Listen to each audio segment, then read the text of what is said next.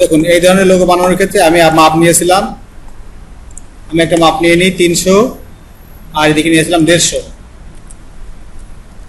Height 150, wide 300, shape নিলাম। এটা হচ্ছে প্রথমটা। দ্বিতীয় আর একটা নেই, দ্বিতীয়টা আমরা এখান থেকে বানাই নিই। এটাকে ছোট করে এই ডিরেকশন টুল দিয়ে এই ক্রস করলাম। এখান থেকে চলে গেলাম অবজেক্ট, সেটা চয়েস করে ট্রান্সফর্ম, মুভ। মুভ থেকে প্রথমটা আমরা হরিজন্টাল 0 আর ভার্টিক্যাল আমরা 100 করে দেখি কোথায় আসে ওরা। এই যে এখানে এসেছে 100 থেকে, তাহলে 100 উপরে আসবে। আমরা 110 দিলাম, শেষ। কিন্তু কথা হচ্ছে এইটা দুঃখিত কপি হয়নি।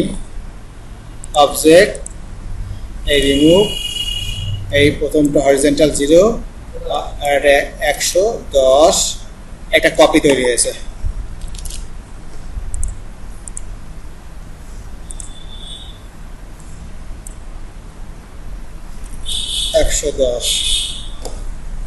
ওকে, ভার্টিক্যাল 110 আর ডিস্টেন্স 110, একটা কপি।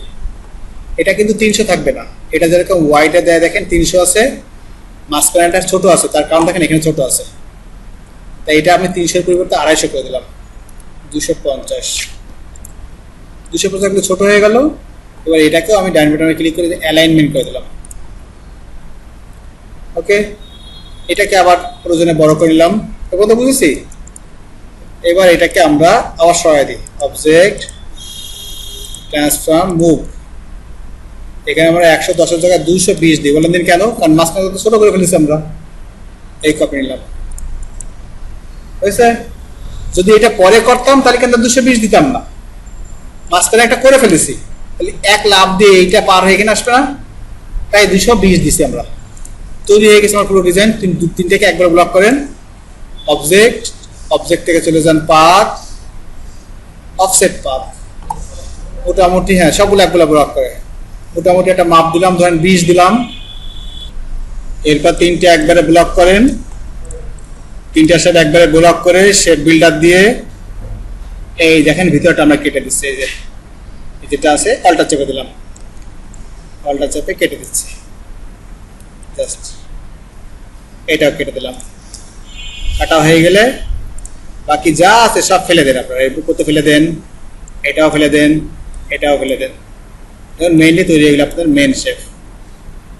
এখানে আরেকটা রয়েছে কন্ট্রোল ওয়াই, এটা চেক করে আমরা প্রয়োজনে এটাকে ফেলে দিলাম, এটাকে ফেলে দিলাম।